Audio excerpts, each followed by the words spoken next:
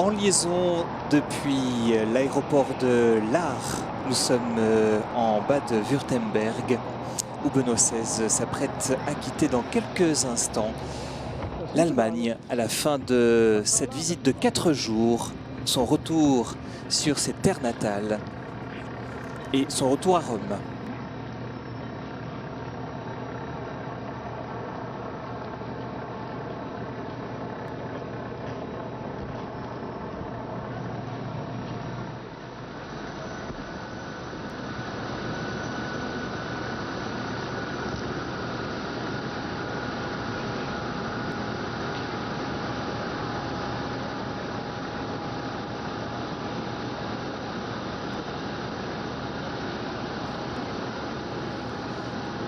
Un voyage nourri par de nombreuses interventions, pas moins de 18 discours ou interventions publiques. Ça avait commencé dès l'avion entre Rome et Berlin, où le pape avait dit que sa façon d'être, son identité était allemande. Mais pour un chrétien, il faut ajouter quelque chose. Par le baptême, le chrétien naît de nouveau. Il naît dans un peuple nouveau, composé de tous les peuples.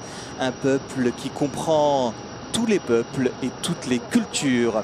Rappelons-nous quelques étapes importantes de ce voyage en Allemagne. L'arrivée au château de Bellevue, où Benoît XVI a dit que la liberté avait besoin d'un lien qui s'origine dans une instance supérieure. Et la liberté a besoin d'être utilisée pour le bien des autres. Le discours très remarqué au Bundestag avec les parlementaires, où Benoît XVI a fait une leçon de philosophie politique. Et il a aussi fait rire les parlementaires en disant que malgré son grand âge, eh bien, c'était encore quelqu'un qui raisonnait. Et avant de déployer son génie pour présenter sa conception de la philosophie et de l'État, notamment la question de la loi naturelle, et que l'homme ne dépende pas uniquement d'une vision positiviste. Un moment important aussi a été la rencontre avec la communauté juive à Berlin, la messe au stade olympique de Berlin. Une rencontre le lendemain, vendredi matin, avec les représentants de la communauté musulmane.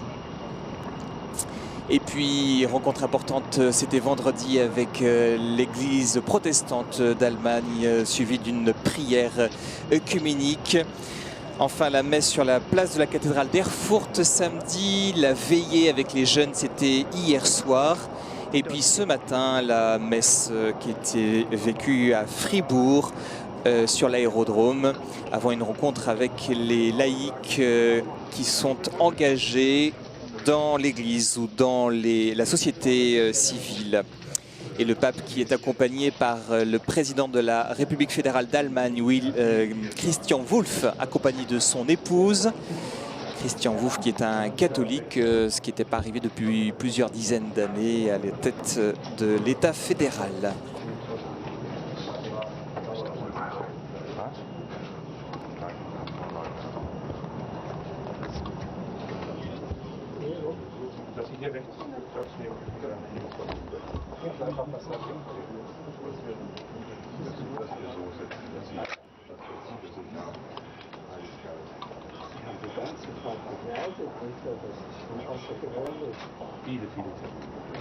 Voilà, le pape s'entretient quelques instants avec le président Christian Wulff. Il va faire un discours après le discours du président de la République fédérale d'Allemagne. Alors on voit un pape qui reste souriant. Il a été souriant et très impliqué durant ce voyage marathon. Je le disais tout à l'heure, 18 discours, c'est à peine plus que les discours qu'il a fait en Israël. Donc c'est dire l'importance que le pape a accordée à ce voyage en République fédérale d'Allemagne. Le premier voyage en tant que visite d'État. Vous vous souvenez que dès le mois d'août 2005, Benoît XVI avait visité Cologne pour les JMJ. Il était allé ensuite en Bavière, sa région natale, et c'est la première fois donc que Benoît XVI, en tant que pape, se rend en Allemagne.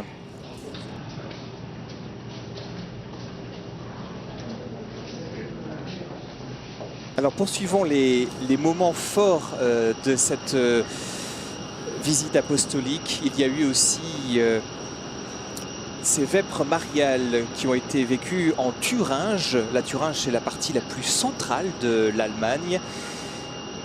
Au cours de ces vêpres, Benoît XVI a rappelé que sous 2 dictatures sans Dieu, faisant allusion à la dictature à la fois nazie et la dictature ensuite communiste, puisque cette partie de la Thuringe était sous domination communiste jusqu'à la chute du mur de Berlin en 1989. Et bien sous ces 2 dictatures, il importait de prendre aux hommes leur foi ancestrale, ces dictatures qui voulaient prendre aux hommes leur foi ancestrale. Les habitants de ce sanctuaire marial d'Etzelsbach ont eu conscience de trouver ici une porte ouverte et un lieu de paix intérieure. Au cours de ce voyage, Benoît XVI a fait référence à la mémoire de cette Allemagne évangélisée dès le 7e siècle par Saint Boniface, 7e et 8e siècle, ce moine venu d'Angleterre qui a fondé quantité de monastères et qui a poursuivi l'évangélisation qui avait commencé par Saint Corbinien en Bavière. Mémoire aussi de l'histoire allemande du côté de la Réforme. Benoît XVI est ce pape qui a rendu hommage à Luther et à sa quête d'un Dieu de miséricorde. Cette rencontre œcuménique a été très importante sur le point de vue du symbole, puisque Benoît XVI s'est rendu à Erfurt dans cet ancien monastère augustinien où Martin Luther a vécu lui-même. Il s'est rendu à la cathédrale d'Erfurt où Martin Luther a été ordonné prêtre, et donc il a quelque part voulu, par sa présence, honorer cette mémoire, cet héritage occidental du christianisme.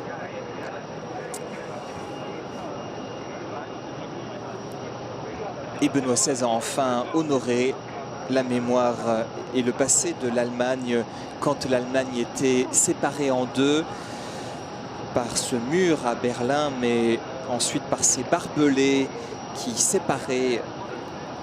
On n'en a plus, nous, la mémoire, mais les générations allemandes encore présentes s'en souviennent. Ces 2 peuples, et qui a donc parlé d'un miracle de cette réunification allemande qui a commencé avec la chute du mur de Berlin, mais qui s'est poursuivie les années suivantes. Et Benoît XVI avait tenu à rencontrer l'ancien chancelier Helmut Kohl, ce qu'il a fait hier. Helmut Kohl, pour lequel, nous dit-on, Benoît XVI a une estime particulière, notamment pour son travail de réunification. Benoît XVI, le pape qui recherche l'unité.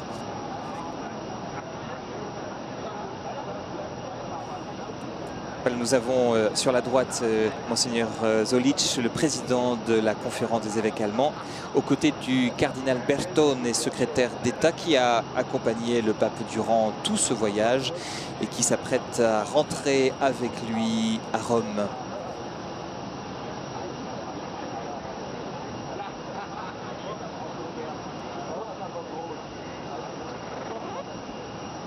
Alors, quelques informations aussi sur une déclaration du père Lombardi, le porte-parole du Saint-Siège, a voulu mettre un peu les points sur les i concernant une rumeur de démission du pape. En fait, c'est un journal italien de Milan, Il Libero, qui avait évoqué que cette rumeur persistait dans certains couloirs du Vatican. Eh bien, le père Lombardi a dit qu'il n'avait aucune information sur cette rumeur-là et que, au contraire, le programme du pape qu'il vient de vivre montre que Benoît XVI n'avait nullement l'intention de démissionner, même si c'est un pape qui, à 84 ans, fait beaucoup. Ce voyage le montre. Eh bien, il le fait, et il le fait plutôt bien. Oui, même le père Lombardi qui a dit que le pape se porte même très bien, que ce voyage lui a fait beaucoup de bien, même au niveau de sa santé. Voilà, et ça on l'a vu nous physiquement, hein. On a la chance de pouvoir commenter ces images. On a vu que le sourire n'avait pas quitté le pape depuis le début de ce voyage à Berlin, et qu'il était même dans une certaine liberté d'expression corporelle, même pendant les temps de prière où Benoît XVI habituellement est souvent abîmé par la prière. Eh bien là, on le voyait lever très volontiers les bras pour manifester qu'il était avec les gens qui venaient le rencontrer, soit des assemblées nombreuses, on a vu des dizaines de milliers de personnes. Voilà, ça c'est un geste, on aurait pu voir son prédécesseur Jean-Paul II faire ce genre de geste. Voilà, Benoît XVI retrouve une spontanéité assez nouvelle. On voit que ce sont ses racines qui sont pleines de vie et qui lui donnent une nouvelle jeunesse. N'ayons pas peur des mots.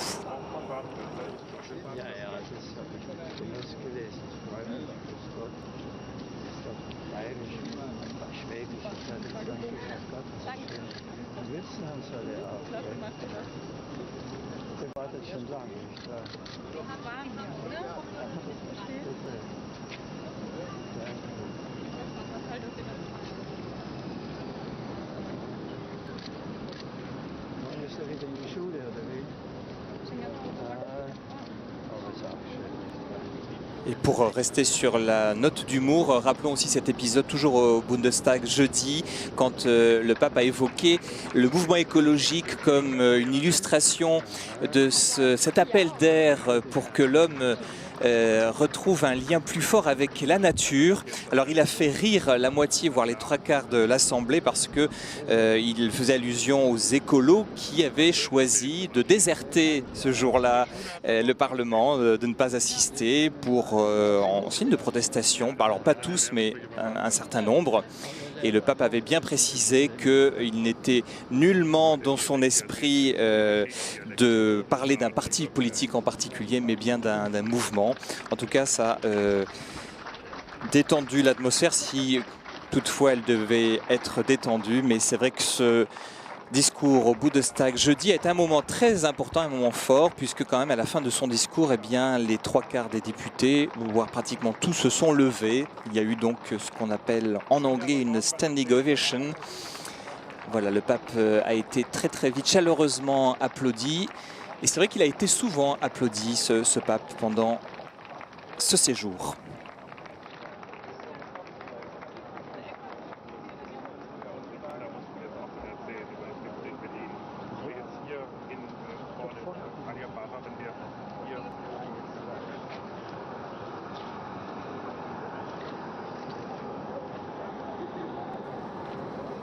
Podium final pour discours final.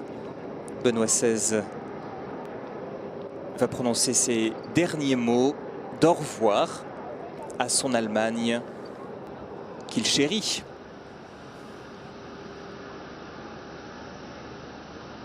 Et c'est pour le retour de Christian Wulff, président de la République fédérale d'Allemagne depuis un an, de commencer son discours.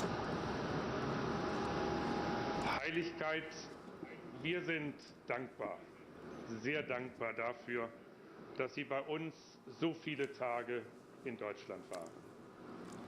Mit Ihrem Besuch in Ihrer Heimat Deutschland haben Sie ungezählte Menschen beschenkt. Und wir alle, viele am Radio, am Fernsehschirm, viele aber auch persönlich, haben ganz bewegende Momente mit Ihnen erlebt, die für uns alle unvergesslich bleiben. Ich denke an die ergreifende Messe im Berliner Olympiastadion. Ich denke an die eindringliche Vesper im Eichsfeld, zu der viele Zehntausende Gläubige ganz weite Wege gepilgert sind, um dort überhaupt auf dieses Gelände zu gelangen. Und das gemeinsame Gebet mit Gläubigen, die während Jahrzehnten der Diktaturen ihren Glauben und Zusammenhalt hochgehalten haben und dadurch zwei gottlosen Unrechtsregimen getrotzt haben, war für diese Menschen wichtiger Dank und ergreifende Anerkennung. Ich denke an Ihre nachdenklichen Worte im Deutschen Bundestag. Sie haben uns gezeigt, dass das Recht und das Rechte sich aus Quellen speisen, die nicht allein dem menschlich Machbaren unterliegen. Und Sie haben es gesagt, Menschen wünschen sich immer wieder frischen Wind. Das Herz ist der Sitz des Lebens und der Liebe. Es ist das Typische des Herzens, es ist immer in Bewegung.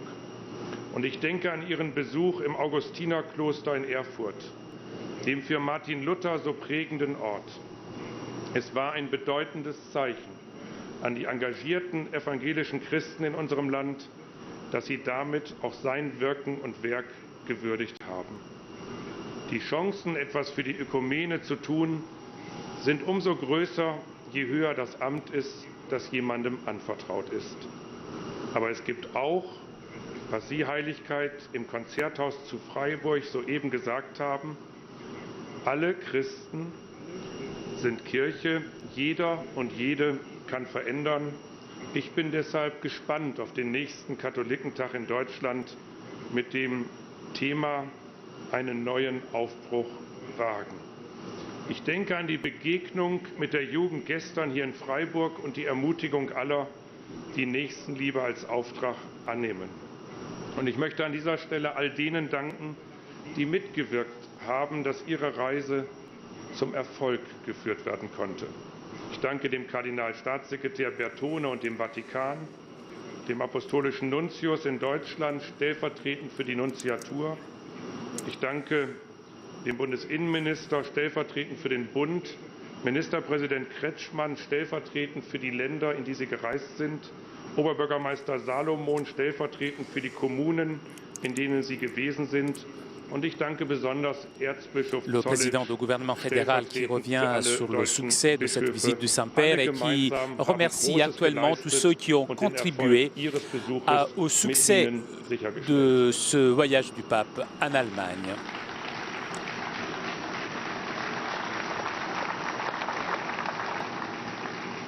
Heiliger Vater, Sie haben mit dieser Reise und so vielen wichtigen Programmpunkten allergrößte Anstrengungen auf sich genommen, um Menschen zu begegnen und ihnen zuzuhören. Sie haben das Gespräch gesucht mit Vertretern von Juden und Muslimen und orthodoxen Christen in Deutschland. Die Einheit der Christenheit und der Dialog der Religionen und Konfessionen, das Miteinander von Religion und Gesellschaft, die ganzheitliche Betrachtung von Mensch und Geschichte liegen Ihnen besonders am Herzen. Und wir sind uns einig, wie wichtig es ist, im interreligiösen und interkulturellen Dialog aufeinander zu hören, sich besser kennenzulernen und zusammenzuhalten. Sie haben auf Ihrer Reise viele Zeichen gesetzt, Orientierung und Maßstäbe vermittelt, die nicht nur bequem sind und die uns allen zu denken geben, den Katholiken und den übrigen Christen, genauso wie den Nichtchristen. Heiligkeit, Sie haben uns eindringlich ein hörendes Herz gewünscht in Ihrer Rede im Deutschen Bundestag, sind aber selbst auch hörenden Herzens zu uns gekommen. Sie haben sich dem Suchen und Fragen der Menschen gestellt und manche Brücke geschlagen. Sie haben mit Ihrer Reise Hoffnung gemacht. Wir wünschen uns, dass Sie diesen Weg beherzt weitergehen, dass Sie helfen, Getrenntes zu verbinden, dass Sie dazu beitragen, dass die Kirche den Menschen nahe bleibt und Président fédéral qui revient aussi sur l'importance du discours que le Saint-Père a tenu dans le Parlement allemand. Und leben. Wir alle kennen die Kraft Gottes, die Menschen zu allen Zeiten immer wieder überrascht hat. Ihr Besuch in Deutschland hat viele Menschen begeistert und angespornt, über die wichtigen Fragen auch des Glaubens weiter ainsi que le discours que le Saint-Père a tenu au couvent des Agostiniens. Dafür nochmals meinen ganz ausdrücklichen Dank von ganzem Herzen. Danke. Ich hoffe, dass auch Ihnen die Eindrücke, die Sie mit in die ewige Stadt nehmen, Ihnen lange Zeit in bester Erinnerung bleiben merci und Sie dazu bewegen mögen, Ihre Heimat wieder einmal zu besuchen. Vielleicht auch ganz privat, soweit das irgend denkbar und möglich ist. Wir würden daran mitzuwirken versuchen.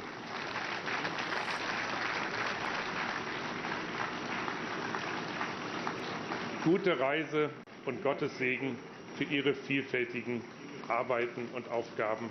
Herzlichen Dank für Ihren Besuch in unserem Land.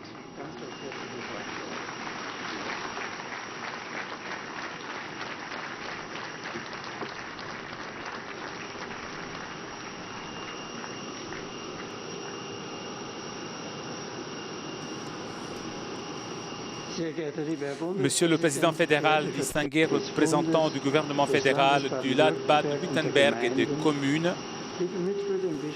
chers confrères dans l'épiscopat, chères mesdames et messieurs, avant de quitter l'Allemagne, je voudrais vous remercier pour ces jours si émouvants et riches d'événements passés dans mon pays natal.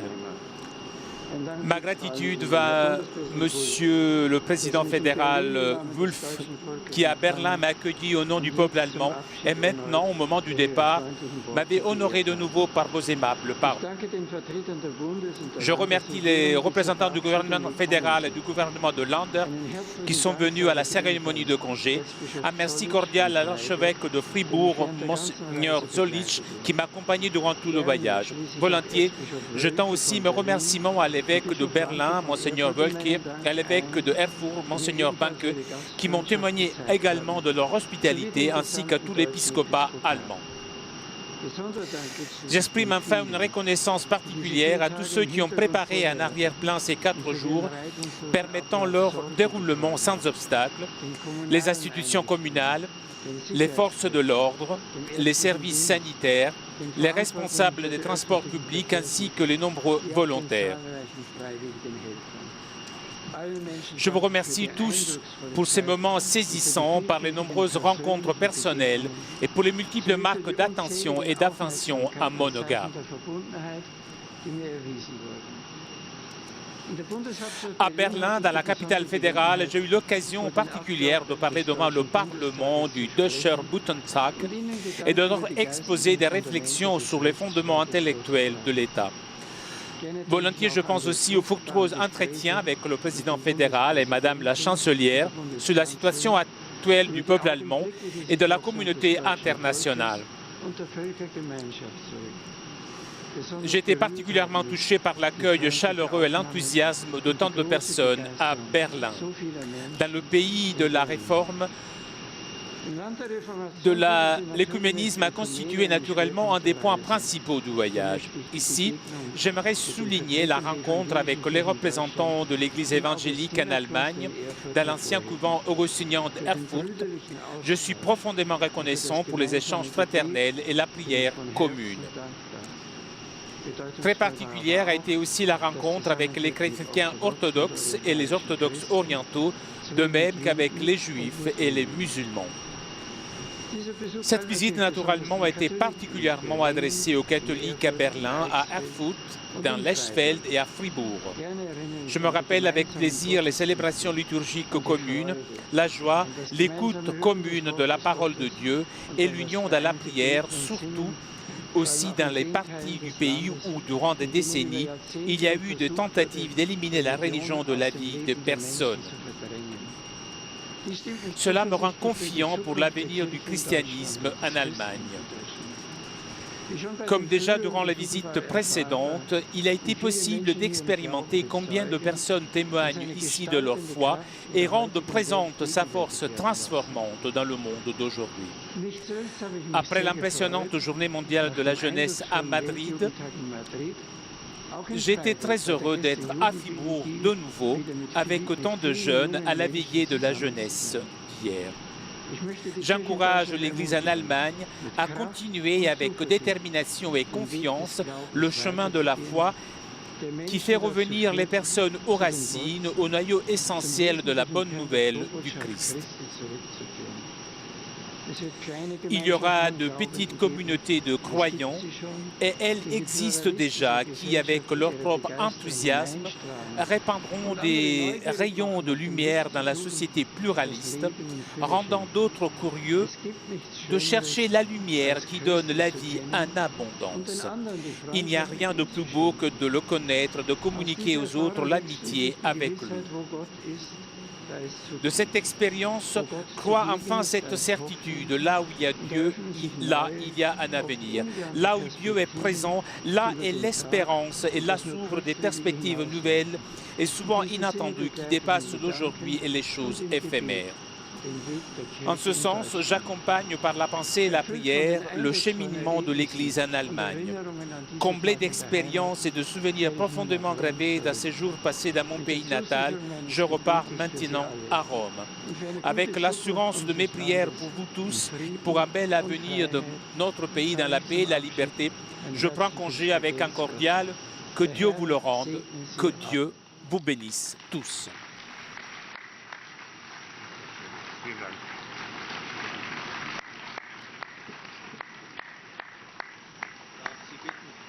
Runterzugehen auf den roten Teppich zu den Kindern, bitte. Voilà, merci à Flavio Esposito pour les traductions. Flavio a fait un travail énorme depuis jeudi, comme toujours. Alors, on n'a pas eu droit à l'intégralité du discours du président, mais je vous invite à suivre les informations pour savoir un petit peu quel était son mot final, hein, qui nous apprendra sûrement des choses sur l'accueil par les Allemands de leur pape, Joseph Ratzinger.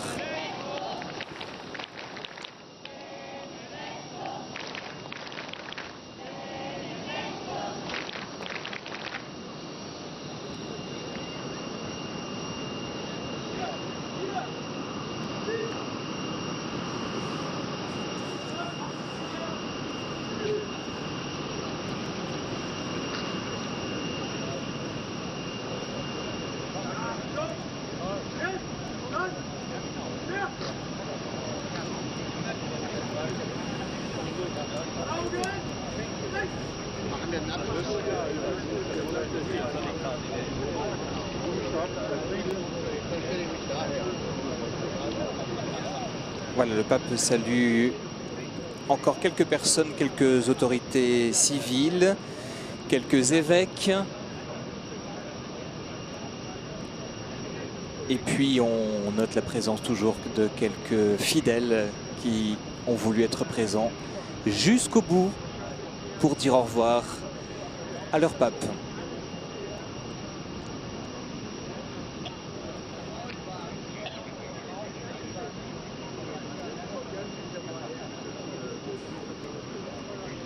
Les prochains grands rendez-vous avec Benoît XVI, les rendez-vous internationaux d'abord. Il y aura au mois de novembre, du 18 au 20 novembre, ce voyage du pape en Afrique, au Bénin, où Benoît XVI remettra les conclusions de son exhortation apostolique après le synode pour l'Afrique qui s'est tenu il y a 2 ans.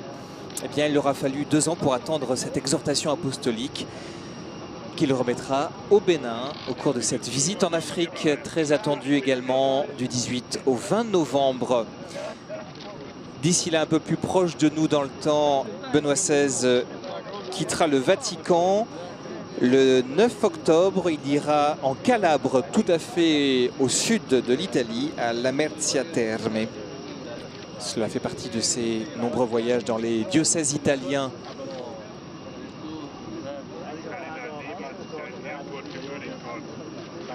Et puis avant tout cela, eh bien, dès mercredi prochain, vous pourrez retrouver Benoît XVI pour la reprise des audiences générales le mercredi à 10h30, en espérant qu'elle sera maintenue parce que celle de cette semaine était prévue. Et puis pour ménager quand même un peu le pape à la veille de son départ pour Berlin, cette audience a été annulée. Donc en principe, mercredi prochain à 10h30, reprise, c'est la rentrée des audiences générales à Rome.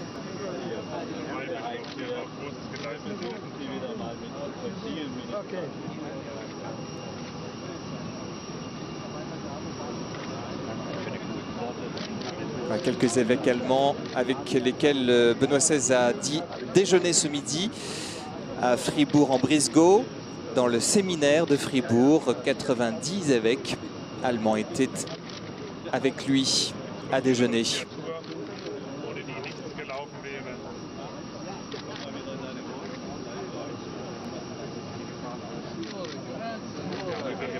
Voilà, quand on vous disait que le sourire ne l'a pas quitté, eh bien, on ne s'est pas trompé. Vous voyez, jusqu'au bout.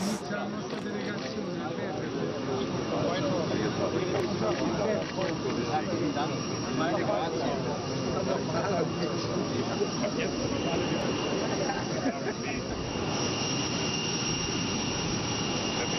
fliegen alle mit. Beneide ich Sie.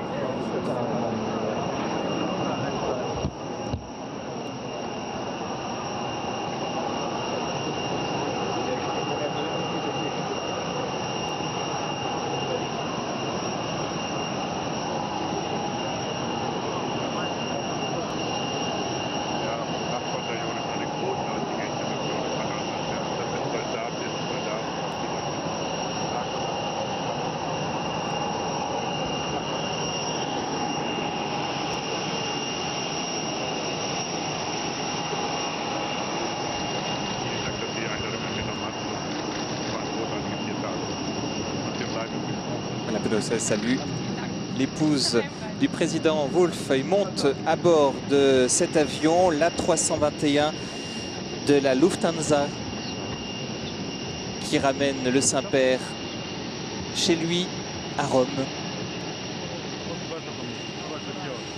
Il va faire un voyage d'1h30. Il arrivera à l'aéroport de Roma Ciampino à 20h45 pour être précis.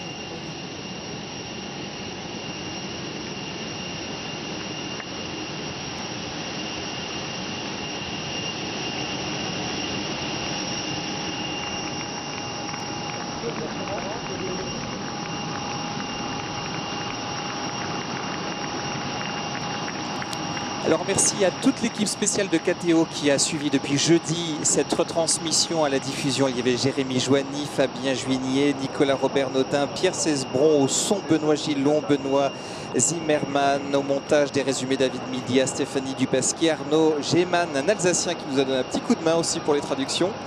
À la traduction italienne, Flavio toujours, votre serviteur Ardor Kedias pour les commentaires. Et puis nos envoyés spéciaux sur place envoyés par KTO, Philippine de Saint-Pierre et Antoine van der Streten pour les images. Remerciements à l'agence Immédia, Antoine-Marie Zohar et Charles de Pêche-Pérou pour les textes et les discours du pape. Et puis les images offertes en collaboration avec Telepatch et le CiTV, le centre de télévision du Vatican. Pour terminer, bien, j'aimerais citer ces paroles du pape. C'était hier soir à la veillée de prière avec les jeunes. Oui, vous êtes la lumière du monde parce que Jésus est votre lumière. Vous êtes chrétien non parce que vous faites des choses particulières et extraordinaires, mais parce que lui, le Christ, est notre vie. Ayez le courage, a dit le pape aux jeunes, mais il le dit aussi bien sûr à nous tous qui l'entendons. Ayez le courage de mettre vos talents et vos qualités au service du règne de Dieu et de vous donner vous-même comme la cire de la bougie afin que par vous, le Seigneur illumine l'obscurité. Bonne soirée sur KTO, à très bientôt.